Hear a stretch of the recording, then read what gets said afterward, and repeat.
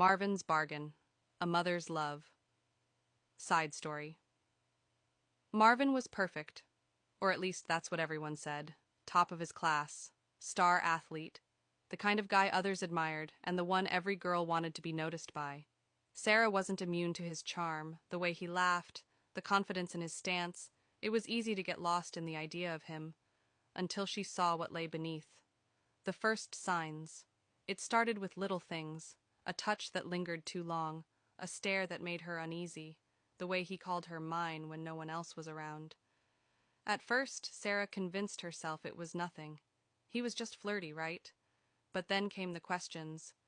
Why don't you text me back right away? Who was that guy you were laughing with? You're not ignoring me, are you? Always with a smile, always playful. But the weight behind his words made her stomach twist. Then came the moment she couldn't ignore. The closet incident. It happened after practice. The halls were nearly empty when Marvin led her to the old storage room by the gym. "Come here for a sec," he said. Sarah hesitated. "I should—" A hand on her wrist, too firm. "Just for a second." The door shut behind her. The room was dark, the air thick with dust.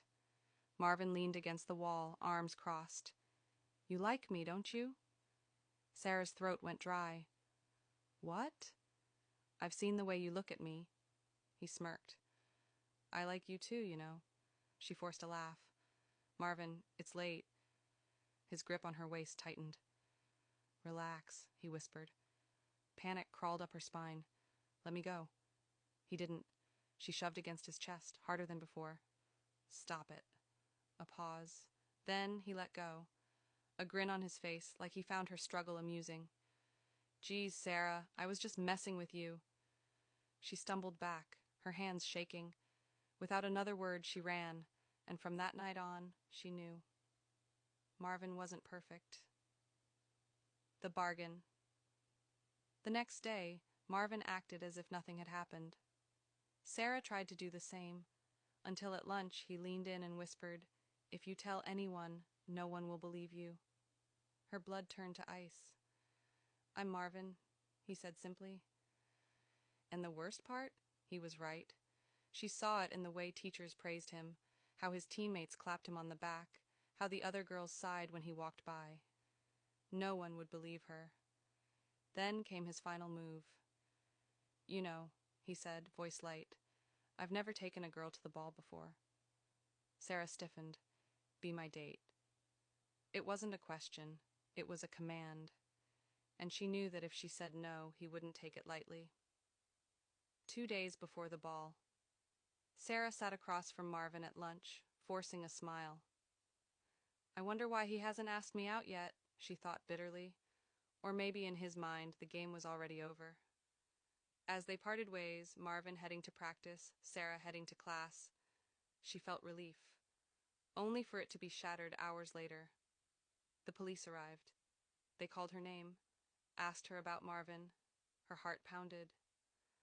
"The last time I saw him was at lunch," she said honestly.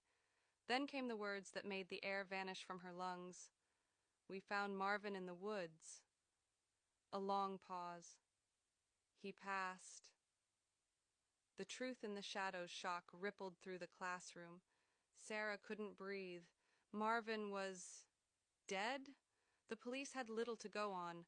No fingerprints, no clear motive, just a kitchen knife, and 47 stab wounds. Not a murder, a punishment. That night, Sarah sat in her room, mind spinning. She should have been afraid. She should have felt grief, horror, something, but all she could think about was Marvin's grip on her wrist, the way he had looked at her like something to be taken, and the way, in the end, someone had taken him. At home. Her mother watched from the doorway, saw the dark circles under Sarah's eyes. For a moment, she thought of going in, of offering comfort. Instead, she closed the door and went to her own room, where the walls were lined with photos of smiling daughters, where a lone duffel bag sat, unzipped just enough to reveal its secret. Old, brittle, stripped clean of decay. Her fingers brushed the remains. She exhaled. Then slowly her gaze drifted to the kitchen, to the knife rack, where one was missing, and with a small, satisfied smile she whispered, "Some men will never learn, but I'll always be here to teach them.